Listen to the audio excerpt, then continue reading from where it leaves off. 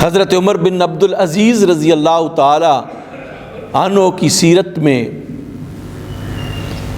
ایک بات لکھی مورخین نے کہ آپ نہایت امیر کبیر خاندان سے تعلق تھا، بنو امیہ،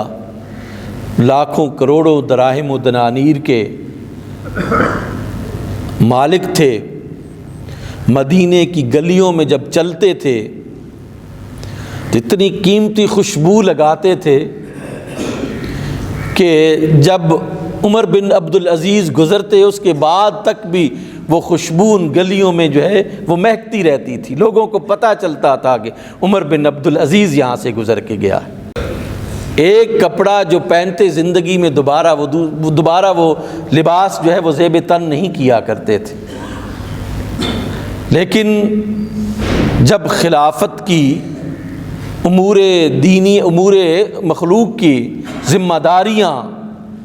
امور مسلمین کی ذمہ داریاں جب پڑیں تو بالکل سادہ ہو گئے، وہ خوشبو چلی گئی، وہ کپڑے بس ایک جس مسکین کی زندگی جو ہے وہ گزارنا شروع ہو گئے۔ عید کا موقع آیا، بیٹیوں نے کہا کہ یہاں پہ رؤساء اور حکام کی اولادیں جو ہیں وہ عید پر بڑے خوبصورت لباس بنا رہی ہیں، ہمیں بھی کچھ پیسے عنایت کیے جائیں کہ ہم بھی ایک عید کے موقع پر اچھا لباس بنا لیں۔ سیدنا عمر بن عبد العزیز رضی اللہ تعالیٰ عنہ نے کہا کہ میرے پاس تو کچھ بھی نہیں ہے، مجھے جو تنخواہ ملتی ہے وہ میں آپ کو دے چکا ہوں۔ تو بیوی نے کہا کہ یہ بچیاں ہیں، ان کی بات آپ مانیں، جب حکام کی بیٹیاں جو ہے وہ اچھے لباس پہن کر عید منائیں گی، رؤساء اور دیگر بڑے بڑے لوگوں کی بیٹیاں جو ہے وہ اچھا لباس زیب تن کے کر کے عید منائیں گی، تو آپ کی بچیاں، خلیفہ کی بچیاں انہی پرانے کپڑوں میں ہوں گی تو کیا تاثر جائے گا۔ عمر بن عبد العزیز رضی اللہ تعالی عنہ نے ارشاد فرمایا میرے پاس تو کچھ بھی نہیں ہے، میں تو نہیں پورا کر کے دے سکتا۔ بیوی نے کہا کہ ایسا کریں کہ اگلے مہینے کی تنخواہ لے لیں،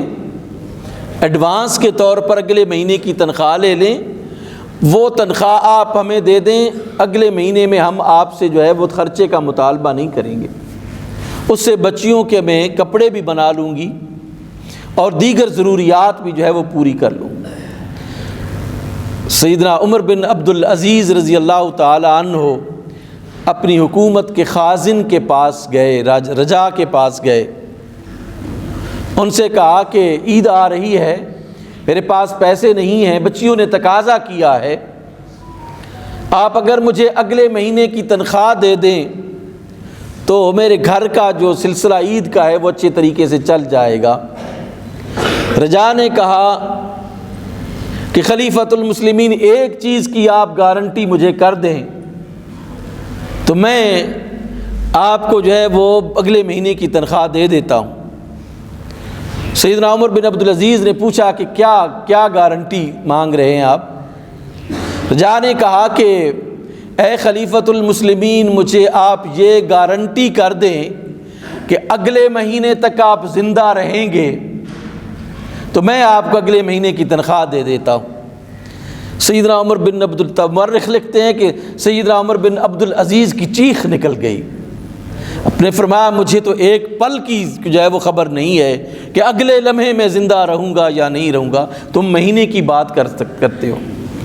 تو رجا نے کہا کہ اگر آپ اپنی زندگی کی گارنٹی نہیں دے سکتے تو میں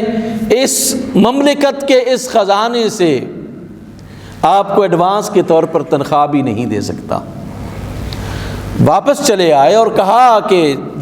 خازن تنخواہ نہیں دیتا ہے، جیسے کپڑے ہیں ویسے انہی میں گزارا کرو، انہی میں عید مناؤ۔ یہ تربیت ہم دیکھیں اپنے بچوں کو، اپنی اولاد کو صبر سکھائیں گے کب ہم، کہ وہ جو کچھ کہہ رہے ہیں بس منو ان اسے تسلیم کر لو، ان کی زندگی بھی تباہ و برباد، اپنی زندگی بھی تباہ و برباد، ان کی آخرت بھی تباہ و برباد، اپنی آخرت بھی تباہ و برباد۔ شروع سے، ابتدا سے، ڈے 1 سے بچے کی اس طرح تربیت کریں کہ یہ نہ ہو کہ 10 سال 12 سال کا ہو جائے پھر آپ کہیں کہ اب یہ بڑا ہو گیا۔ اس کی تربیت کا آغاز ڈے 1 سے ہوتا ہے، پہلے دن سے تربیت کا آغاز ہوتا ہے بچوں کی تربیت کا۔ اس لیے ایک اسلامی گھرانے کو مضبوط اور مستحکم کرنے کے لیے ضروری ہے کہ اس گھرانے میں تمام تر روایات اور تمام تر تعلیمات اسلامی ہونی چاہیے۔ پھر نہ اولاد آپ کی دشمن بنے گی، نہ بیوی آپ کی دشمن بنے گی، نہ کوئی اور آپ کا دشمن بنے گا۔ پھر قرآن مجید یہ جو کہہ رہا ہے نا کہ ان من ازواجکم و اولادکم عدو لکم، کہ یہ تمہاری بیویاں، تمہاری اولادیں جو ہیں یہ تمہارے لیے دشمن ہیں، اگر آپ جو ہے ان کو اسلامی تعلیمات آپ نے دے دی، اگر اسلامی روایات کا اپنے گھر میں احیاء کر دیا، اگر آپ نے اپنے بچے کو یہ سکھا دیا کہ بیٹا یہ چیز حرام ہے، ہمارے پاس اگر نہیں ہے تو کوئی بات نہیں، ہم اسے نہیں استعمال کریں گے، یہ چیز حلال ہے، جتنی اللہ نے ہمیں دی ہے اس کے مطابق ہم اسے استعمال کریں گے۔ حلال اور حرام کے تصور، جائز اور ناجائز کے تصور کو جب آپ امپلیمنٹ کریں گے اپنے اس فیملی پر، چند بچوں پر جو آپ کو اللہ نے عطا کیے ہیں، بیوی ہے جو اللہ نے آپ کو عطا کیا ہے، تو اس سے ایک اسلامی گھرانہ جو ہے وہ مارز وجود میں آئے گا۔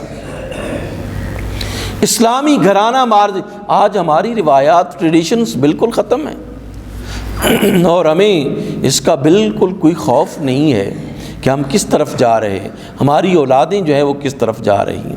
ہمیں سوچنا ہوگا، ہمیں اس پر عمل کرنا ہوگا، ہمیں ریوائیول کرنا ہوگی اپنی ان تمام ٹریڈیشنز اور روایات کی جو بہت سنہری ہیں، جو بہت اعلیٰ ہیں، جو بہت افضل ہیں، آج بھی بہت زرخیز ہیں ہماری یہ روایات، اگر ہم ان پر عمل کریں۔ ہم نے چھوڑ دیا ہے ان روایات کو، ہم ترقی دیکھتے ہیں، مغرب کی طرف سے جو چیز آتی ہے چاہے وہ تباہ کن ہے اور چاہے اس میں اصلاح کا پہلو ہے، نہیں، مغرب سے آ رہی ہے تو بلائنڈ فیتھلی ہم اس کو اپنائیں گے، یہ سمجھ کر اپنائیں گے کہ اسی سے ترقی ہوتی ہے۔ ہمیں ترقی کے وہ پیمانے جو اللہ اور اس کے رسول نے عطا کیے ہیں ان پیمانوں پر عمل کرنا ہوگا۔